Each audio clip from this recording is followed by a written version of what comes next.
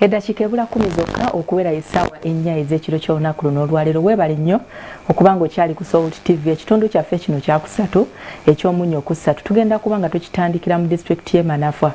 Gavumenti yagenze mu maaso n'okuba nga etendeka abakyala beeyo ku butya bwe basobola okukuuma obutonde. Gavumenti ezenyikiza okwongera okusitula omukyalo obutatuulirwa era yo mu ggombolola ey'Ebbuta mu Manafwa disitulikiti baba bangudde okumala emyezi 3 okukuuma obutonde bw'ensi n'okubako bye bakola okugyamu ejjamba. Entiko ya byonna abakyala booleseza bye basomye omuli essigiri ekekkereza amanda okuluka nga babijja mu byayi n'ebirala era nga biwagiddwa yafeesi ya mukyala wa pulezidenti. Okusimba amakanda ku butonde bw'ensi kivudde ku butonde obwonooneddwa ennyo e Manafwa ekiviiriddeko okubumbulukuka kw'ettaka. Abakyala abasomeseddwa boogedde bati ku bye bayize eby'okubajja mu kulinda abaami okubasakira. Wandekera sente zino z'akameeza era zisigalako zonna tezigenda mu manda tezigenda muku anti twatema emiti negiggwa kati era bibadde bituletedde olutalo n'abasajja ewaka kati era nsevinga kanusu kange ako na bino mbitunda nenfunamu akasente bakelema sikunera mulundi kuwenze tsikuta kulihuza kuwamba kamanda kanonga kukambisa mubi na mukasasiro yefe kufunemo nake hukulisa Lusi kurambiseho ningo. Sendagire Jessica akuliddemu okusomesa abakyala banne agamba bagadde babamanyise ne ku butabanguko mu maka obuva ku butakwatagana ku nsimbi eziddukanya waka. Tukirabye nga boolaba abakyala nti obutabanguko obuli maka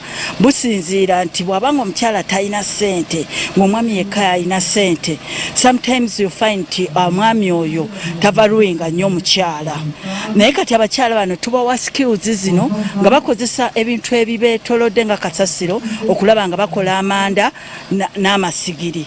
Kati omukyalo oyo bwe babikola babitunda n'olabanga buli maka gayina amanda ge bakozesa waka ate era nga bayina amanda gasobola okutunda. Wakalanga Sulayi avunaanyizibwa ku kukuuma obutonde bw'ensi mu Manafwa disitulikiti akakasiza nti we baviiriddeyo ng'emisinde emiti kwe gitemerwa okugyamu amanda mu disitulikiti gya waggulu. Environmental degradation are also related to tree planting, to tree cutting, because there has been change in the weather.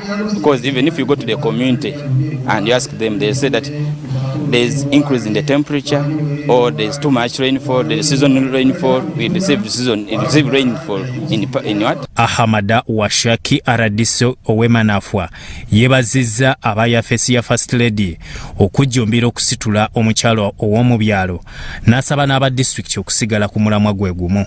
These ones, even if you give them $1 million shillings to buy some raw materials, within a month they will have manufactured these facilities and sell out.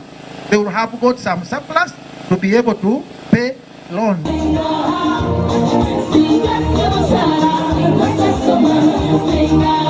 Byamakumbi Emmanuel, Salt TV, Omunnyo.